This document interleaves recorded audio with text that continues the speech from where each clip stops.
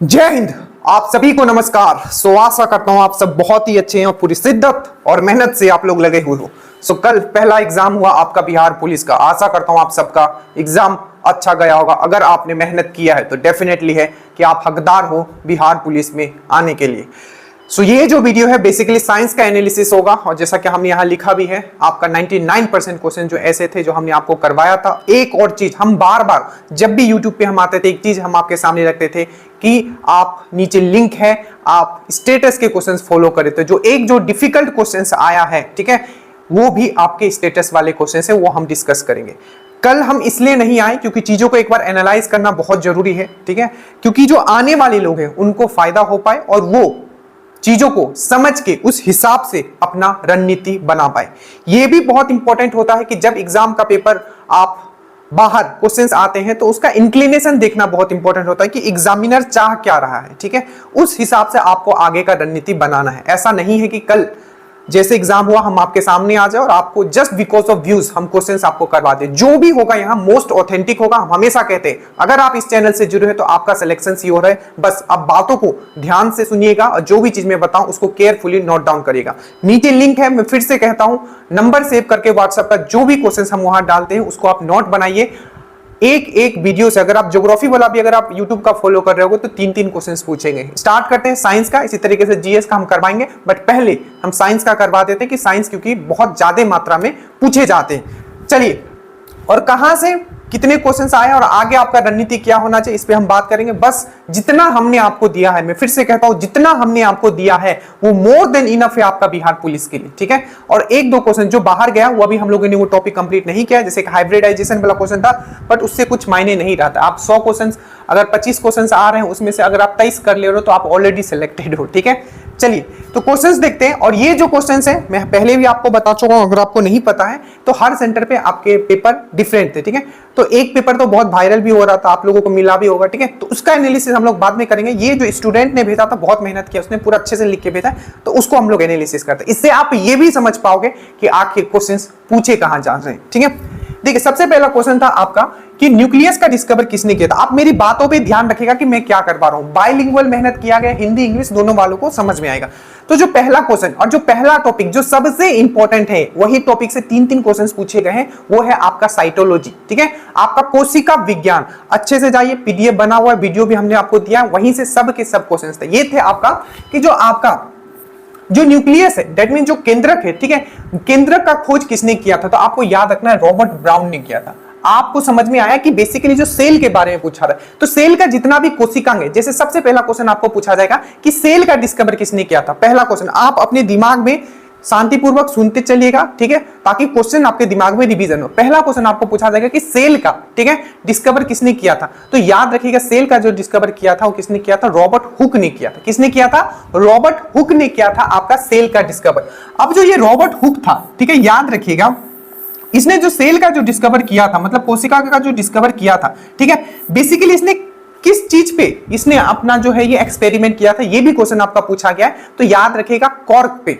अब ये कॉर्क क्या है, कॉर्क पे तो आपको याद रखा है क्वेश्चन ये पूछा गया था, जो ये कॉर्क है, ठीक है, कॉर्क है बेसिकली जो, ठीक है, एक ट्री होता है, पेड़ होता है जिसको ओक का ट्री होता है। तो ओक का जो ट्री होता है उसका जो छाल होता है उससे निकाला जाता है आपका कॉर्क। तो आपको याद रखना है कि सेल का डिस्कवर किसने किया, तो आपको याद रखना है किसने किया, तो आपको याद रखना है रॉबर्ट हुक ने किया, ठीक है। दूसरा क्वेश्चन, ये इसने किस टाइप के सेल का डिस्कवर किया था, तो याद रखिएगा डेड सेल का, मृत्य सेल का डिस्कवर किया था। तो फिर यही क्वेश्चन आपको पूछा जाएगा कि तो फिर लिविंग सेल का, जीवित सेल का डिस्कवर किसने किया था, तो एंटन वैन ल्यूवेनहुक, एंटन वैन ल्यूवेनहुक, ठीक है, जिसको फादर ऑफ बैक्टीरियोलॉजी भी आप लोग पढ़ते होंगे, ठीक है।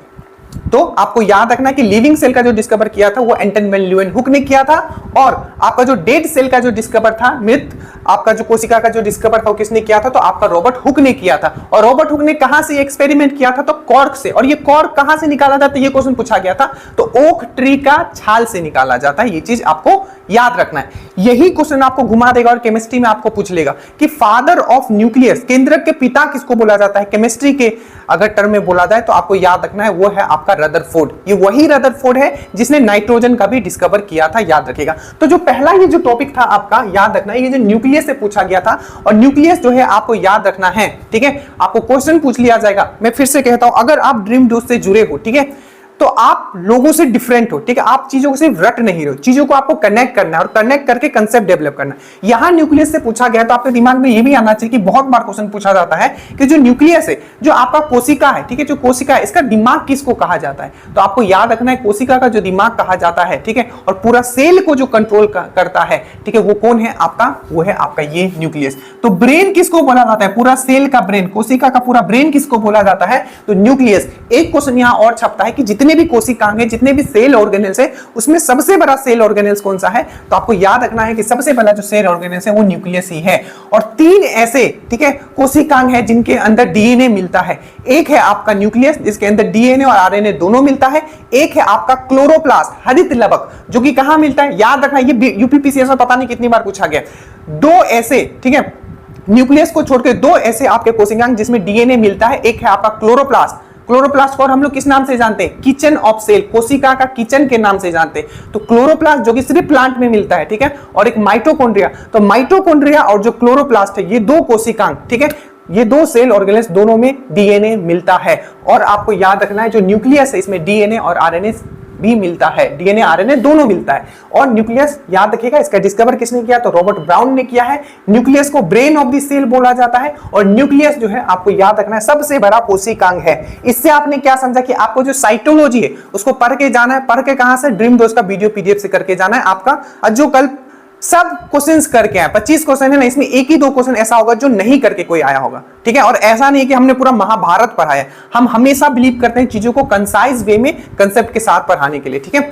चलिए दूसरा क्वेश्चन था आपका, ठीक है, कि जो जुर्वा, ठीक है, जुर्वा खनिज किसको कहा जाता है। तो ये आपको डायरेक्टली एक क्वेश्चन है, ठीक है, जो बहुत एग्जाम में रिपीट होता है। एक है आपका जिंक, एक है आपका लीड। लीड मतलब होता है सीसा। अब देखो यहाँ जिंक है। अब ये जो मेनली क्वेश्चन है आपको, ये मेटल है नॉन मेटल से, जो दरोगा दे रही क्वेश्चन सेम टॉपिक से पूछा गया। एक भी मतलब 99% ऐसा मानो जो टॉपिक दरोगा में पूछा जाता है ये भी हुए, एकदम कन्वेंशनल साइंस था आपका। देखिए तो ये है आपका 2 खनिज, एक है जिंक, एक है आपका लीड। अब देखो जिंक का अगर हम लोग बात करें, ठीक है, तो जिंक का लेप चढ़ाया जाता है आपको किसका, जंग लगने से बचने के लिए। और जंग का फॉर्मूला आपको हमेशा याद रखना है क्योंकि ये बहुत दरोगा में बहुत बार पूछा गया, ठीक है। डिस्कस करते हुए चल रहा हूं, यहां से क्वेश्चन आपके आएंगे। देखिए तो जिंक का अगर हम लोग बात करें, सबसे पहले याद रखना है क्वेश्चन पूछा जाता है कि फिलोसोफर ऊल, ठीक है, फिलोसोफर ऊल मतलब जब इसको जलाओगे ना तो एकदम जो जैसे कॉटन होता है ना उस तरीके से पूरा धुआं धुआं फैल जाएगा कॉटन की तरह, ठीक है। तो फिलोसोफर ऊल किसको बोला जाता है, तो जिंक ऑक्साइड को आपको याद रखना है। और एक लीड से हमेशा क्वेश्चन पूछा जाता है, जो रेडियोधर्मिता होती है, ठीक है, जो रेडियोधर्मिता होती है उसका जो सबसे आखिरी प्रोडक्ट होता है वो क्या होता है, वो आप पढ़ोगे रेडियो एक्टिविटी में, मैंने पढ़ाया भी है कि जो रेडियो एक्टिविटी होता है उसका जो आखिरी प्रोडक्ट होता है, लास्ट में जो बचता है वो क्या बचता है, तो आपका लीड ही बचता है। और जिंक से आपको ये भी याद रखना है, जिंक अगर ऑक्साइड में अगर बोलता हूं तो हमेशा याद रखना 2 चीज, एक है आपका एल्यूमिनियम ऑक्साइड और एक है आपका जिंक ऑक्साइड। तो एल्यूमिनियम, बातों पे ध्यान दीजिएगा, ठीक है, एक है आपका एल्यूमिनियम ऑक्साइड Al2O3, ठीक है, और एक है आपका जिंक ऑक्साइड, ठीक है। तो एल्यूमिनियम ऑक्साइड और जो जिंक ऑक्साइड होता है ये एम्फोटेरिक ऑक्साइड है। एम्फोटेरिक ऑक्साइड क्या होता है, जो आपका एसिडिक नेचर मतलब क्षारीय नेचर भी, अम्लीय नेचर भी शो करेगा और आपका क्षारीय नेचर भी शो करेगा। तो एम्फोटेरिक ऑक्साइड क्या होता है, ऐसे ऑक्साइड जो आपका एसिडिक नेचर भी शो करता है और बेसिक नेचर भी शो करता है। बट जनरली आपको याद रखना है जो भी मेटल ऑक्साइड होते हैं, जो भी धातु के ऑक्साइड होते हैं, वो हमेशा बेसिक नेचर शो करते हैं। बट एम्फोटेरिक ऑक्साइड ऐसे होते हैं जो एसिडिक और बेसिक दोनों शो करते हैं। तो ये चीज भी आपको समझ में आ गया होगा। और जिंक ऑक्साइड को हम लोग क्या बोलते हैं, फिलोसोफर ऊल बोलते हैं। जिंक से याद रखिएगा कॉपर प्लस जिंक को अगर हम लोग मिलाते हैं तो इससे क्या बनता है, पीतल बनता है, दैट मींस ब्रास बनता है। आपको याद रखना है ये चीज, ठीक है। तो ये कुछ बेसिक है, इसको मतलब ये क्वेश्चन कहां से आपको पूछा गया है, मेटल एंड नॉन मेटल से, और ये हमेशा दरोगा के लिए बहुत ही इंपॉर्टेंट है, ठीक है। ये चीज याद रखिएगा।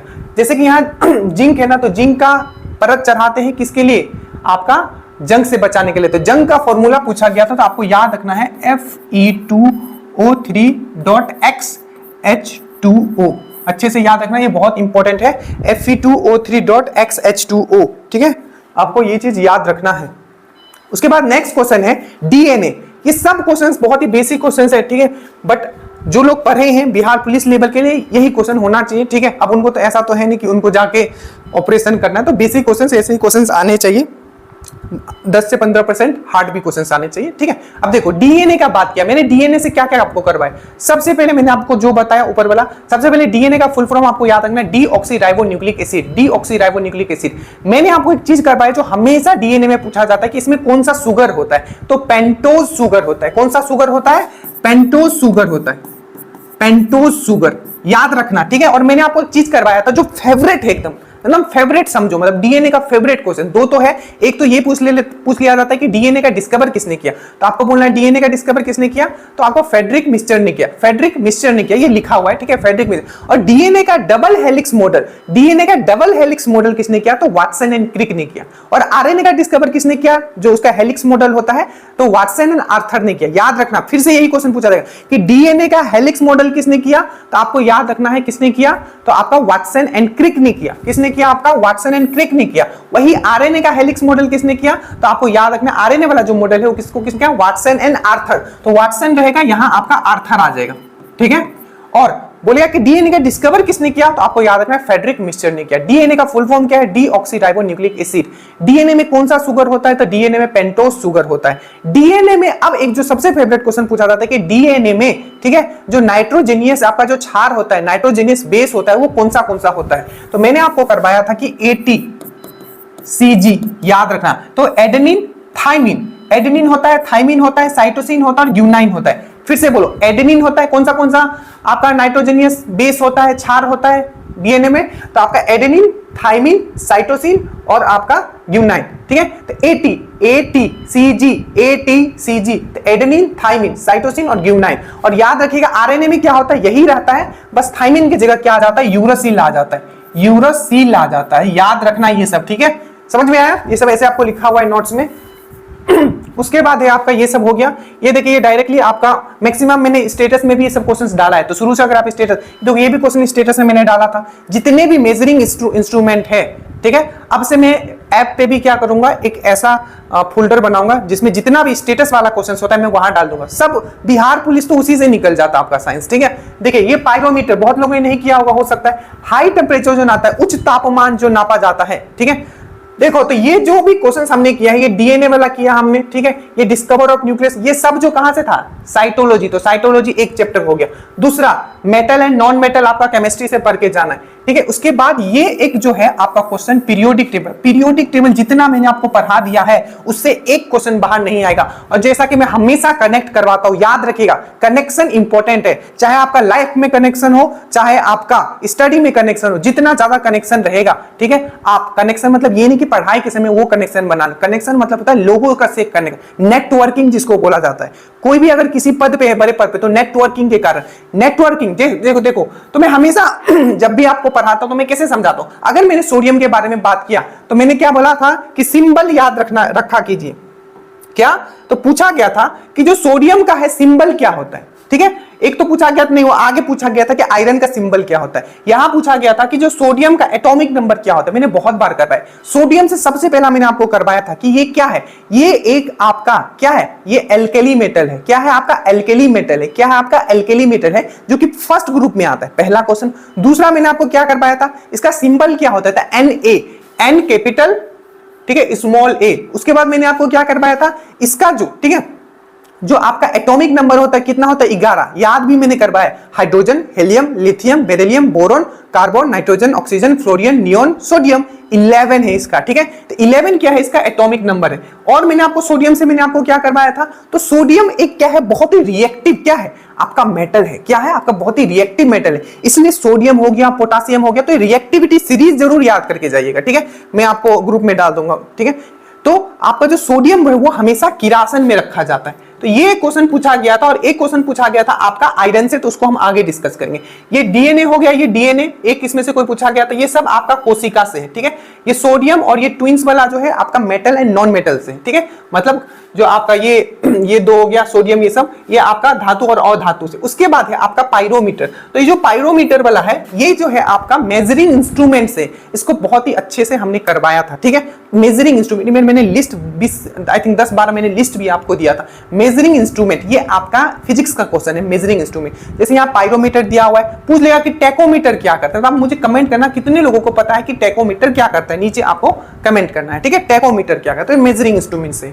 उसके बाद आते हैं हम लोग ये पोषण, ये अभी रिसेंटली आपको बायोलॉजी में करवाया गया था। तो पूछा गया कि विटामिन के का जो केमिकल नेम क्या होता है। विटामिन के से मैंने सबसे पहले केमिकल नेम कुछ बात करो। विटामिन ए के बारे में मैंने बताया था, उसको क्या बोला जाता है, रेटिनॉल बोला जाता है। उसके बाद मैंने बोला था कि विटामिन ए के बाद बी कॉम्प्लेक्स आता है, तो विटामिन B1 को थायमिन बोला जाता है, विटामिन B2 को राइबोफ्लेविन बोला जाता है, विटामिन B3 को नाइसिन बोला जाता है, ठीक है। विटामिन B5 को आपको पेंथेनोइक एसिड बोला जाता है, विटामिन B12 को साइनोकोब्लामाइन बोला जाता है, विटामिन B9 को फोलिक एसिड बोला।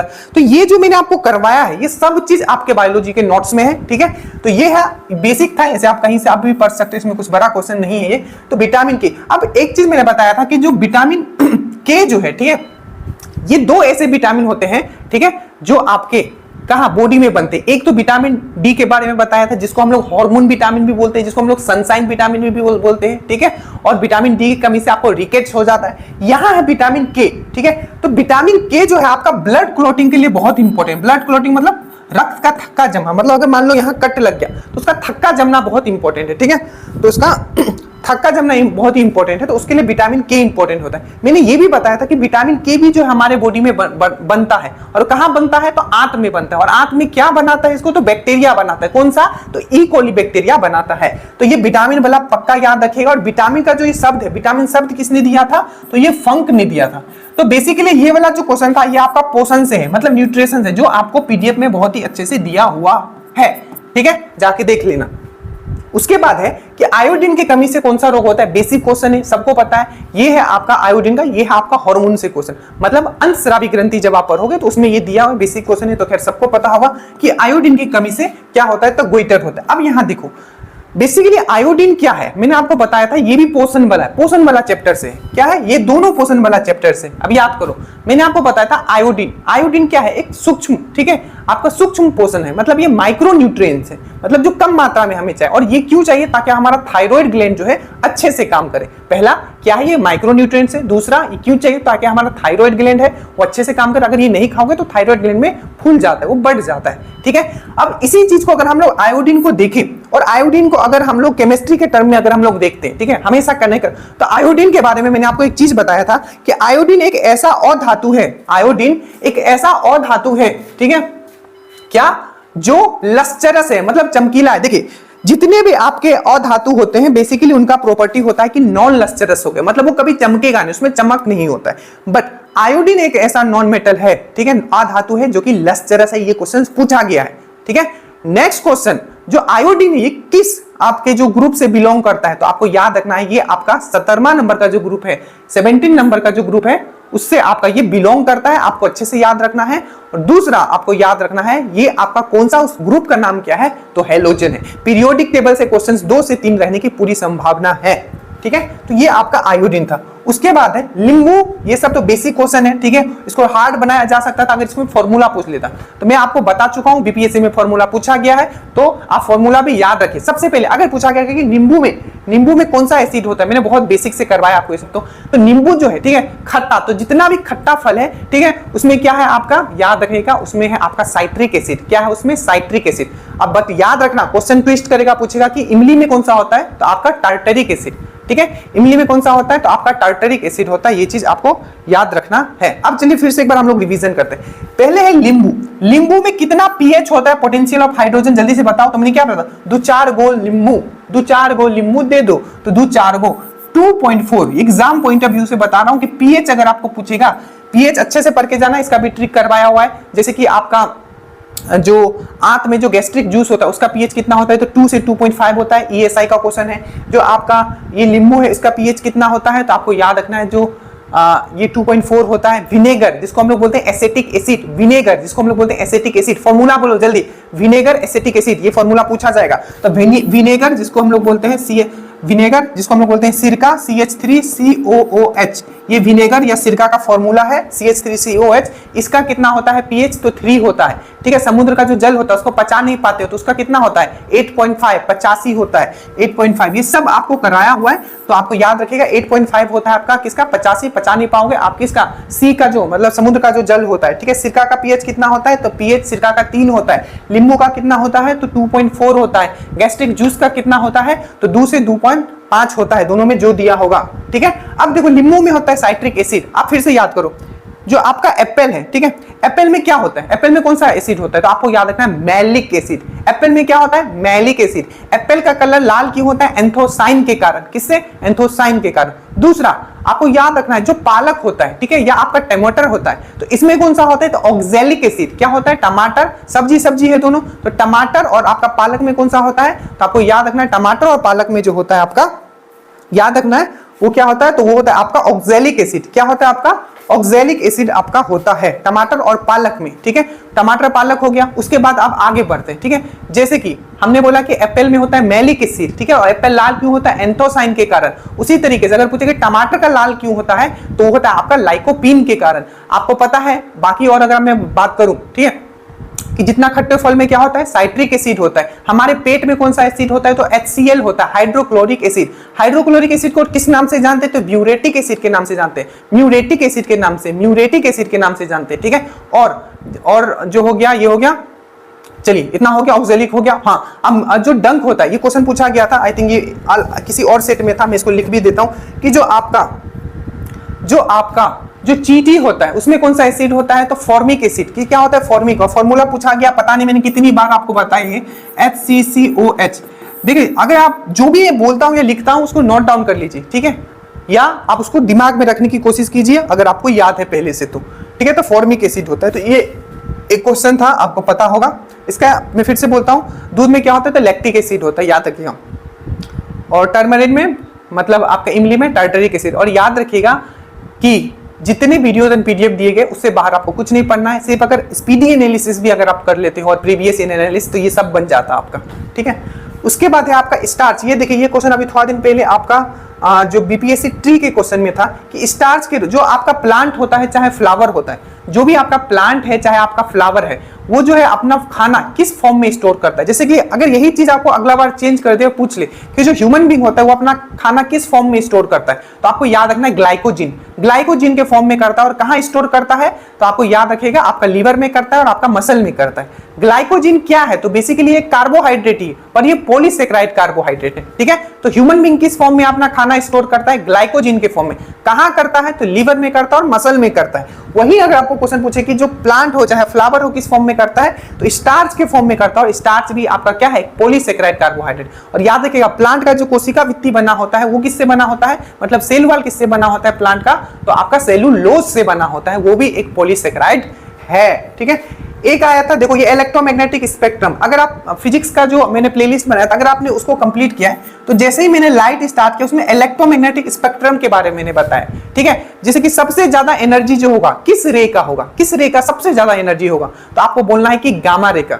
किसका, आपका जो गामा रे उसका सबसे ज्यादा एनर्जी है। और सबसे भेदने की जो क्षमता होगी किसमें होगा, तो वो भी सबसे ज्यादा भेदन की क्षमता जो भी होगा वो भी गामा रे में होगा। तो सबसे ज्यादा एनर्जी भी गामा रे में, सबसे भेदन क्षमता भी ज्यादा गामा रे में। बट बोले कि सबसे ज्यादा आयोनीकरण किस में होगा, तो अल्फा रे में। पूरा सीरीज याद करके जाना, ठीक है, बहुत ही बेसिक है। गामा, ठीक है, गामा, एक्सरे, यूवी। तो विजिबल यहां पूछा था जो विजिबल रे होता है, ठीक है, क्या है, जो विजिबल रे जो होता है, ठीक है, जो दृश्य प्रकाश जो होता है, ठीक है, उसका जो है आपका जो उसका फ्रीक्वेंसी रेंज कितना होता है, तो टेट्रा हर्ट्ज में होता है। 400 से लेके 800 हर्ट्ज होता है टेट्रा हर्ट्ज। ये जाके देख लेना, ये भी आपका मैंने पिक्चर से मैंने आपको समझाया, ठीक है। तो ये जो लाइट वाला चैप्टर है, लाइट वाला चैप्टर से भी हमेशा दरोगा में भी क्वेश्चन पूछा गया, इसमें भी स्कैटरिंग परिकिरणन से क्वेश्चन पूछा गया, तो आगे डिस्कस करेंगे, ठीक है। उसके बाद ये देखो, ये सब क्वेश्चन, मधुमेह रोगियों को इंसुलिन दिया जाता है, पूछा गया था कि इंसुलिन जो है बेसिकली किस टाइप के रोगियों को दिया जाता है। तो मैंने बहुत अच्छे से आपको समझाया था जो इंसुलिन जो होता है, ठीक है, जो इंसुलिन जो होता होता है? देखिए, जब सबसे पहले बताओ कि इंसुलिन जो है कौन सा पार्ट हमारा बनाता है? तो पेनक्रियाज बनाता है। पहला क्वेश्चन, इंसुलिन कौन बनाता है? तो जो पेनक्रियाज है वो बनाता है। और याद रखिएगा, पेनक्रियाज जो एक मिक्स्ड ग्लैंड है, मतलब वो अंतस्रावी ग्रंथि भी है और बाह्यस्रावी ग्रंथि, मतलब वो क्या है, इंडोक्राइन ग्लैंड भी है और एक्सोक्राइन ग्लैंड भी है। तो पेनक्रियाज क्या है, इंडोक्राइन ग्लैंड भी है और एक्सोक्राइन ग्लैंड भी है। सबसे बड़ा ग्लैंड तो क्या है, वो लीवर है। पर दूसरे नंबर का, यही दरोगा का क्वेश्चन है, दूसरे नंबर का जो सबसे बड़ा ग्लैंड है वो कौन सा है? तो आपका पेनक्रियाज है। और पेनक्रियाज में क्या होता है? अल्फा सेल होता है, सेल मतलब कोशिका, अल्फा सेल होता है, बीटा सेल होता है और आपका गामा सेल होता है। तो जो उसका बीटा सेल है, तो बीटा सेल में एक जगह होता है आपका आइलेट्स ऑफ लंगरहंस। तो याद रखिएगा, इंसुलिन कहां से बनता है? तो आपका पहला क्वेश्चन आपको याद रखना है, आपका किससे? तो पेनक्रियाज से। पेनक्रियाज का कौन सा वाला पार्ट? दूसरा क्वेश्चन। तो आपको याद रखना है, इसका बीटा सेल से, बीटा सेल से बनता है, आइलेट्स ऑफ लंगरहंस के बीटा सेल से।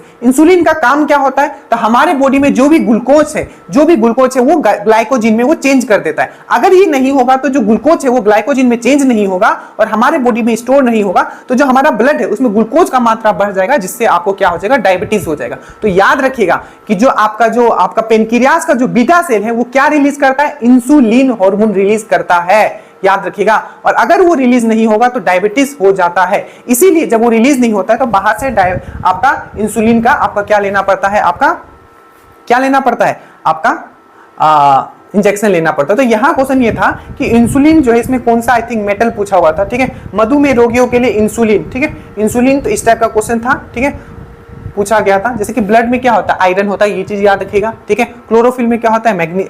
आपका मैग्नीशियम होता है। उसी तरीके से इंसुलिन में क्या होता है? आपका जिंक होता है। तो यही इस टाइप से मिला के पूछा गया था, ये चीज मैंने आपको पहले भी बताया। उसके ऐसा ही इकाई, ठीक है, तो जो एम्पेयर है, ठीक, मतलब जो आपका करंट है, ठीक है, करंट जो होता है, ठीक है, जो करंट जो होता है, इलेक्ट्रिसिटी करंट, ठीक है, उसका ऐसा यूनिट क्या है? देखो, टोटल 7 फंडामेंटल यूनिट है, वो सबका दिख के देना। जैसे कि टाइम का ऐसा यूनिट क्या है? तो आवर नहीं है, सेकंड है, ठीक है।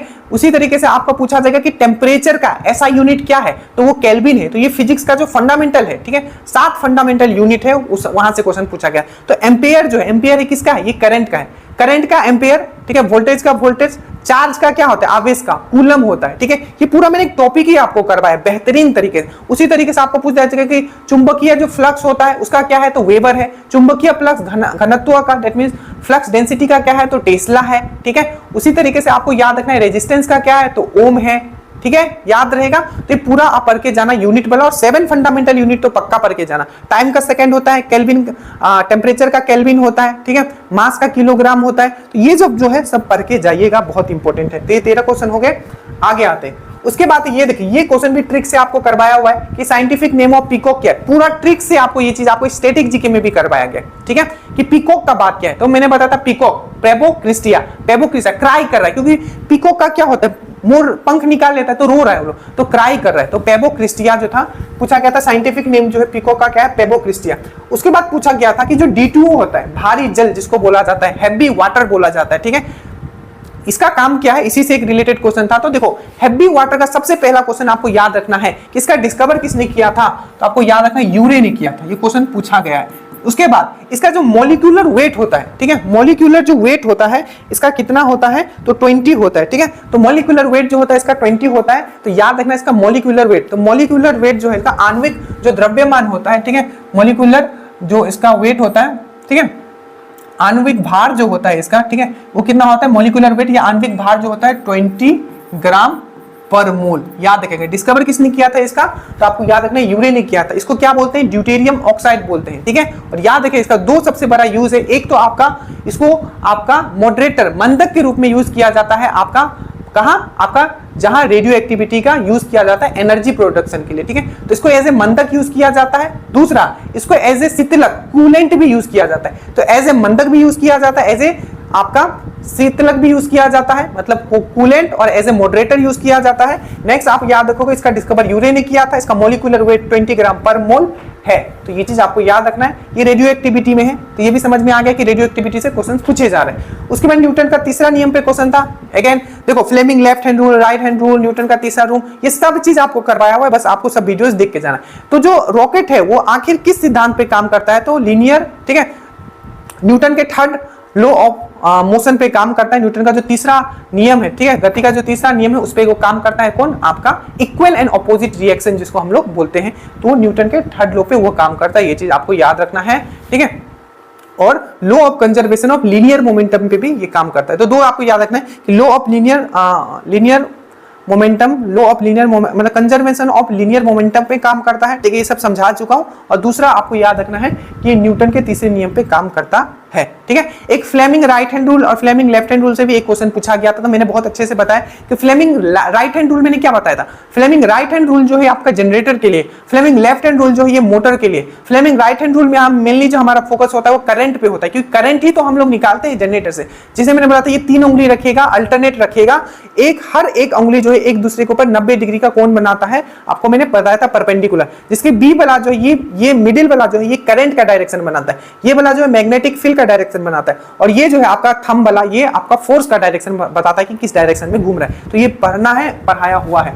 उसके बाद है प्लांट हार्मोन, एक पेज में दे दूंगा, बहुत ही अच्छे से बनाया हुआ है, इवन जो पहले से पढ़े हुए मुझसे उनको तो ये आता होगा। 2-3 क्वेश्चन आपको प्लांट हार्मोन से पूछा जा सकता है, और एक आई थिंक पूछा भी गया था, आई थिंक आपसे एब्सिसिक एसिड पे पूछा गया था या ऑक्सिन पे। तो याद रखिएगा कि कौन सा ऐसा हार्मोन है, प्लांट हार्मोन है, ठीक है, जिसके कारण पत्ता झड़ता है, तो वो है आपका एब्सिसिक एसिड। कौन सा, एब्सिसिक एसिड। दूसरा क्वेश्चन आपको ये पूछा जा सकता है, अगर कौन सा, ठीक है, अगर आपका हार्मोन का कमी हो गया तो जो पेड़ है वो बौना हो जाएगा, तो जिब्रेलिन। कौन सा, जिब्रेलिन, याद रखना। और नेक्स्ट आपको पूछा जा सकता है, ठीक है, कि कौन सा ऐसा प्लांट हार्मोन है, ठीक है, जो गैस फॉर्म में मिलता है, तो वो है आपका इथाइलिन। C2 कहा गया, इथाइलिन क्या है, प्लांट में एक गैस हार्मोन है, इसका फॉर्मूला याद रखना, इसका CH2 डबल बॉन्ड CH2 याद रखना। और इथाइलिन देखिए नेचुरल तरीके से, ठीक है, जो प्लांट में, ठीक है, जो आपका फल पकाता है वो क्या है, वो इथाइलिन ही है, ये एक गैस हार्मोन है, याद रखिएगा। उसके बाद आता है प्रकाश का परिकिरण पे, that means scattering of light पे क्वेश्चन था। तो स्कैटरिंग ऑफ लाइट में मैंने थोड़े दिन पहले भी आपको जो प्रीवियस ईयर PDF है उसे मैंने एक्सप्लेन करके दिया था। परिकिरण, scattering, blue colour of sky, ठीक है, ब्लू कलर ऑफ आपका सी का जो ब्लू कलर होता है, स्काई का जो ब्लू कलर होता है, और एक सबसे इंपॉर्टेंट क्वेश्चन, ठीक है, सूरज निकलने से पहले और डूबने के बाद भी एक लालिमा हमको दिखाई देता है, वो भी क्यों होता है, तो स्कैटरिंग के कारण ही होता है, ठीक है। टिंडल इफेक्ट क्यों होता है, तो वो भी स्कैटर के कारण होता है, टिंडल इफेक्ट, याद रखना है ये सब, ठीक है। उसके बाद एक क्वेश्चन पूछा गया था, इसको मैं ड्रॉ करके बता देता हूं कि एक, देखिए ये सब चीज ना मैंने करवा के रखा, अगर आपको पता हो, ठीक है। एक क्वेश्चन पूछा गया था, देखिए ये वाला पक्का पढ़ के जाना, ये एक मिरर है, ठीक है, ये एक दर्पण है। तो पूछा था कि जो दर्पण का ये होता है आपका कर्वेचर, ये होता है आपका फोकल, और ये होता है आपका पोल। तो पूछा गया था जो कर्वेचर और फोकस में आखिर रिलेशन क्या है। तो कर्वेचर मैंने बहुत बार बताया कि कर्वेचर क्या होता है, हमेशा दुगना होता है आपका फोकस का। तो ये रिलेशन पूछा गया था, ये बहुत बार मैंने करवा रखा है। मैं फिर से वही बोलूंगा कि सिर्फ अगर आप एनालिसिस वीडियो भी अगर आपने देखा है, स्पीडी एनालिसिस और प्रीवियस ईयर एनालिसिस, आपका काम बन गया, आपसे आगे कोई है नहीं, ठीक है। उसके बाद मैंने आपको यह भी समझाया था कि जो दर्पण है इसमें 2-3 चीज याद रखना, जैसे कि कहां हम लोग अपना ऑब्जेक्ट रखेंगे, ठीक है, कहां हम लोग अपना ऑब्जेक्ट रखेंगे, ठीक है, वस्तु रखेंगे, ताकि देखो ऑब्जेक्ट मतलब वस्तु, ठीक है, इमेज मतलब प्रतिबिंब, ठीक है। तो कहां हम लोग ऑब्जेक्ट रखेंगे ताकि उसका इमेज जो है सेम बने, तो आपको याद रखना है कर्वेचर पे। अगर कर्वेचर पे रखते हो तो उसका जो इमेज जो है वो कर्वेचर पे ही बनेगा और सेम साइज बनेगा। फिर से कहां रखोगे अपना वस्तु को ताकि वो उसी साइज का हो, तो आपको याद रखेगा कर्वेचर पे जब रखोगे, ठीक है, तो वो उसी साइज का बनेगा और कर्वेचर पे ही बनेगा। ये मैं कॉनकेव मिरर अवतल दर्पण का बात कर रहा हूं। दूसरा आपको पूछा जाएगा कि कहां हम लोग अपना ऑब्जेक्ट को रखे, वस्तु को रखे, ताकि जो हमारा इमेज है, प्रतिबिंब है, वो फोकस पे बने। तो जब इन्फिनिटी पे रखोगे, जब इन्फिनिटी पे रखोगे तब आपका जो है, जब आपका जो है आपका इमेज जो है फोकस पे बनेगा। और अगर आपने फोकस पे रखा अपने वस्तु को, तो आपका इमेज कहां बनेगा, तो आपका इमेज जो बनेगा वो आपका इन्फिनिटी पे बनेगा। एक क्वेश्चन और, जैसे कि अवतल दर्पण जो होता है वो हमेशा रियल और इन्वर्टेड इमेज बनाता है, मतलब वास्तविक और उल्टा आपका प्रतिबिंब बनाता है आपका अवतल दर्पण, कॉनकेव मिरर, ठीक है। तो कहां रखने, ठीक है, ताकि जो इमेज जो बने वो आपका वर्चुअल बने, मतलब वास्तविक नहीं बने। तो आपको याद रखना, जब हम लोग फोकस और पोल के बीच में रखते हैं आपका वस्तु, तब क्या बनता है, ये वर्चुअल बनता है। मतलब ये वर्चुअल मतलब क्या होता है, मतलब ये वास्तविक नहीं बनता है। ऐसे जब भी वो बनाएगा वास्तविक और उल्टा बनाएगा, बट अगर हम फोकस और पोल के बीच में रखते हैं तो वास्तविक नहीं बनाएगा, ठीक है, वर्चुअल बनाएगा, ठीक है। तो ये वाला रिलेशन पूछा गया था कि वक्रता मतलब कर्वेचर और फोकस के बीच में क्या रिलेशन है, तो वक्रता जो है ट्वाइस है आपका फोकस का। एक पूछा गया था आपका हाइड्रोजन पे, हाइड्रोजन पे देखो, हाइड्रोजन पे तो मैंने आपको महारत हासिल करके दिया हुआ है, मैंने आपको बताया था, देखो ये क्वेश्चन, कि हाइड्रोजन जो है, ठीक है, जब भी हाइड्रोजन क्या एक ज्वलनशील गैस है, पहला ज्वलनशील गैस है, इसीलिए हम लोग हाइड्रोजन में बहुत एनर्जी होता है। मैंने आपको बताया कि हाईएस्ट कैलोरीफिक वैल्यू होता है। कैलोरीफिक वैल्यू मतलब 1 ग्राम अगर आप हाइड्रोजन अगर जलाओगे तो उससे बहुत एनर्जी निकलेगा। हाईएस्ट कैलोरीफिक वैल्यू, ठीक है, हाईएस्ट कैलोरीफिक वैल्यू क्वेश्चन ये पूछा गया था, ठीक है, कि कौन सा ऐसा गैस है, ठीक है, जो जब जलता है तो पॉप पॉप का साउंड देता है। सिंपल सी बात है, पॉप पॉप बॉम्ब, ठीक है। हाइड्रोजन, तो हाइड्रोजन जब उसमें बहुत सारा था, CO2 ये सब था, कंफ्यूज नहीं होना था। अगर CO2 से अगर आवाज आता तो हमारे वातावरण में भी बहुत सारा CO2 है, तो हमें हर जगह पॉप पॉप पॉप साउंड आता। तो पूछा गया तो कौन सा ऐसा गैस है जब जलता है तो पॉप साउंड आता है, तो ये है आपका हाइड्रोजन। क्यों? हाइड्रोजन एक ज्वलनशील गैस है, तो जब भी वो गैस ऑक्सीजन से मिलता है तो पॉप आवाज देता है। पहला क्वेश्चन, तो ये पॉप साउंड देता है जब ये बर्न करता है। क्या होता है? बर्न करता है तो ये पॉप साउंड देता है। नेक्स्ट, जो हाइड्रोजन है इसका डिस्कवर किसने किया था? हेनरी कैवेंडिश ने किया था। किसने किया था? हेनरी कैवेंडिश ने किया था। सबसे हल्का तत्व कौन सा है? सबसे लाइटेस्ट एलिमेंट कौन सा है? तो आपको लाइटेस्ट एलिमेंट आपको याद रखना है तत्व, वो है आपका हाइड्रोजन। मैंने आपको हाइड्रोजन बताया था कि एक ऐसा तत्व है जिसमें आपका क्या होता है? न्यूट्रॉन नहीं होता है। तो आपको पूछा जाएगा कि कौन सा ऐसा तत्व है, ये भी पीरियोडिक टेबल का क्वेश्चन है, तो आपको याद रखना है कौन सा ऐसा है, तो वो है आपका हाइड्रोजन है जिसमें आपका न्यूट्रॉन नहीं होता है। नेक्स्ट आपको पूछा जाएगा कि इसका कितना आपका समस्थानिक होता है, आइसोटॉप होता है, तो आपको 3 होता है। एक याद रखना है प्रोटियम, ध्यान से यही फंसाता है, ट्राइटियम की जगह कुछ और लिखा रहता है, तो प्रोटियम, ठीक है, उसके बाद ड्यूट्रियम, उसके बाद ट्राइटियम। तो ट्राइटियम याद रखना, प्रोटियम, ड्यूट्रियम और ट्राइटियम। और एक और क्वेश्चन पूछा जाता है, जो ये ट्राइटियम है, ठीक है, हाइड्रोजन का ऐसा कौन सा समस्थानिक है, ठीक है, जो आपको याद रखना है, जो कि एक रेडियोधर्मिता शो करता है, रेडियो एक्टिविटी शो करता है, तो है आपको याद रखना है ट्राइटियम, ठीक है।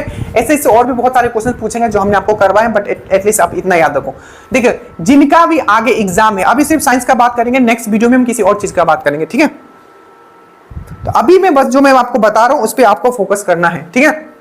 देखिए, सबसे पहला बात, जितना आपको स्पीडी एनालिसिस दिया गया और प्रीवियस ईयर क्वेश्चंस का एनालिसिस दिया गया, ऐप पे सीक्वेंस वाइज में डाला है, उसको आप खत्म कर लीजिए, ठीक है, जो स्पेशली हमसे जुड़े हुए हैं, ठीक है। और जो YouTube पे देख रहे हैं उनके लिए भी स्पीडी एनालिसिस का आपको प्लेलिस्ट मिल जाएगा, वो आप देख लीजिएगा। बाकी जो बैच पे है तो उनको पूरा का पूरा एक्सेस है, बैच का बैच पे जाएगा, पूरा स्पीडी एनालिसिस और प्रीवियस ईयर एनालिसिस देख लीजिए। सबसे पहले तो इतना ही कीजिए, उसके बाद जो भी आपको PDF दिया गया है, वीडियो दिया गया है सब्जेक्ट वाइज, ड्रीम डोज का वीडियो PDF छोड़ के कुछ नहीं पढ़ना है साइंस में, मैं फिर से बता रहा हूं, इससे बाहर कुछ नहीं जाएगा, ठीक है। अभी उसके बाद है, देखो, परमाणु जो पूछा गया था, लोहा जो होता है, लोहा का आपका जो सिंबल होता है वो क्या होता है? तो देखिए, लोहा का जो सिंबल होता है वो क्या होता है आपका? लोहा का जो सिंबल होता है वो होता है आपका, लोहा का जो सिंबल होता है वो क्या होता है आपका? तो लोहा का जो सिंबल होता है वो होता है आपका Fe। क्या होता है? Fe। इसका एटॉमिक नंबर कितना है? तो 26। यही मैं अगर आपको पूछूं, ठीक है, कि जो गोल्ड होता है, जो सोना होता है, उसका क्या होता है सिंबल? तो Au। इसका एटॉमिक नंबर कितना होता है? 79। यही अगर मैं पूछूं, जो आपका पारा होता है, पारा, पारा याद रखिएगा, पारा का जो आपका, ठीक है, आयस्क होता है उसको क्या बोलते हैं? सीनाबार, सीनाबार, सीनाबार, ठीक है। और पारा जो होता है क्या बनाता है आपका? पारा जो क्या बनाता है? एमलगम बनाता। तो पूछा जाएगा कि एमलगम कौन बनाता है? तो पारा बनाता है। एमलगम कौन बनाता है? तो पारा बनाता है। एमलगम कौन बनाता है? तो पारा बनाता है। तो यहां होगा Hg। तो पारा का जो सिंबल है वो Hg है। इसका एटॉमिक नंबर कितना होता है? 80, ठीक है, याद रखना, Hg पारा का, पारा मतलब मरकरी, और गोल्ड का सिंबल क्या होता है? Au। इसका एटॉमिक नंबर 79। आप बोलते जाना, मैं देखता हूं कितने लोगों को याद है। उसके बाद अगर मैं पूछूं कि आपका जो ये हो गया, ये हो गया, ये हो गया, ठीक है, आपका जो सिल्वर होता है उसका सिंबल क्या होता है? तो सिल्वर का Ag होता है, और इसका एटॉमिक नंबर कितना होता है? 47 होता है।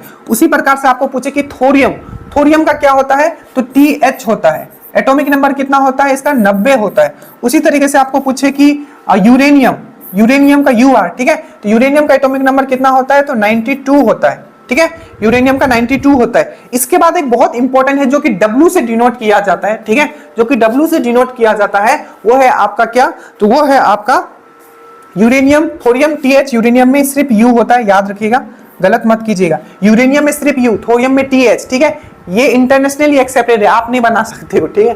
तो ये हो गया। उसके बाद है W। W से क्या डिनोट किया जाता है? तो याद रखिएगा, टंगस्टन, जिसका हमारा जो बल्ब है, बल्ब जो का जो फिलामेंट होता है वो बना होता है। देखिए, एक चीज हमेशा याद रखिएगा, जो बल्ब का जो तार होता है उसको हम लोग फिलामेंट बोलते हैं, फिलामेंट, फील, बट जो आपका हीटर का जो वायर होता है उसको एलिमेंट बोलते हैं। हीटर का वायर जो होता है उसको एलिमेंट बोलते हैं, जो कि निक्रोम से बना होता है, ठीक है, मिक्सचर है निकल आयरन क्रोमियम का। और जो आपका जो बल्ब का जो वायर होता है उसको हम लोग फिलामेंट बोलते हैं। तो जो उसका है उसको हम लोग एलिमेंट बोलते हैं। क्वेश्चन पूछा गया कि जो हीटर का वायर होता है उसको हम लोग एलिमेंट बोलते हैं, और जो आपका जो बल्ब का वायर है उसको हम लोग क्या बोलते हैं, हम लोग फिलामेंट बोलते हैं। और वो वाला बल्ब किसने डिस्कवर किया था, पहले वाला जो पीला वाला आता था, तो आपका थॉमस एल्वा एडिसन ने किया था, याद रखिएगा। और उसमें होता है टंगस्टन का जो आपका फिलामेंट होता है, और उसका जो सिंबल होता है W होता है, और इसका एटॉमिक नंबर 74 होता है, ठीक है। ऐसे बहुत सारे जैसे आपको जितने भी इंपॉर्टेंट हैं, एटलीस्ट आप पहला ग्रुप, दूसरा ग्रुप, हेलोजन, और आपका जो जितने भी इंपॉर्टेंट मेटल है, और प्लस आपका जो नोबल गैस है उसका सबका याद करके रहिएगा, ठीक है। ये हो गया लोहे का। उसके बाद यांत्रिक शक्ति। देखिए एक क्वेश्चन पूछा गया था कि जो देखो इन्होंने क्या किया है, एकदम कन्वेंशनल ही पूछा है, बट टच हर जगह किया है। जैसे कि हमने जो पढ़ा दिया आप वो मैं ये बार बार क्यों बोल रहा हूं पता है, क्योंकि मैंने चीजें कर रखी है, इसीलिए मैंने देखा है कि मैंने क्या लिखा है नोट्स में और क्या क्वेश्चन आ रहा है, ठीक है। ऐसा नहीं है कि मुझे सिर्फ आके बोल देना है, ठीक है। अगर आपने पीडीएफ देखा है, ठीक है, आपका कौन सा पीडीएफ आपको अगर मेरे सामने लगा हुआ भी है शॉर्ट नोट्स में बोटनी का, तो उसमें मैंने आपको एक करवाया था क्वेश्चन, आपको बहुत अच्छे से याद हो कि जो प्लांट होता है उसमें जो लचीलापन होता है, या उसमें जो मैकेनिकल यांत्रिक सपोर्ट जो दिया जाता है, जैसे कि देखो कोई पेड़ क्या होता है एकदम हवा में ऐसे झुक जाता है पर टूटता नहीं, फिर से वापस आ जाता है।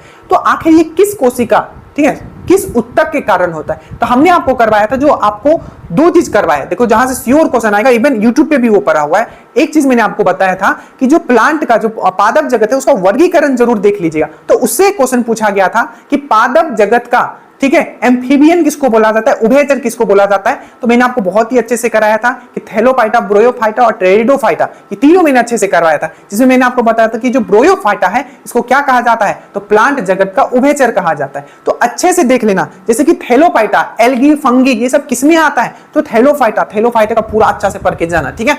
उसी तरीके से यहां पूछा गया था कि कौन सा ऐसा उत्तक है, ठीक है, परमानेंट, ठीक है, टिश्यू है, सिंपल परमानेंट टिश्यू, कौन सा ऐसा उत्तक है, ठीक है, इसको मोर प्रिसाइजली अगर बोले, ठीक है, तो सिंपल परमानेंट टिश्यू, कौन सा ऐसा सिंपल परमानेंट टिश्यू है, टिश्यू मतलब कोशिका, ठीक है, जो मैकेनिकल सपोर्ट, यांत्रिक सपोर्ट प्रोवाइड करती है आपका प्लांट को, तो वो है आपका कोलेनकाइमा। क्या है, कोलेनकाइमा, वही पूछा गया था, यांत्रिक शक्ति, यांत्रिक जो सपोर्ट होता है वो कोलेनकाइमा। वही चीज मैंने आपको स्क्लेरेनकाइमा के बारे में बताया था, जो कठोरता प्रदान किया जाता है आपका प्लांट को, वो कौन से उत्तक के द्वारा किया जाता है, तो वो है आपका स्क्लेरेनकाइमा।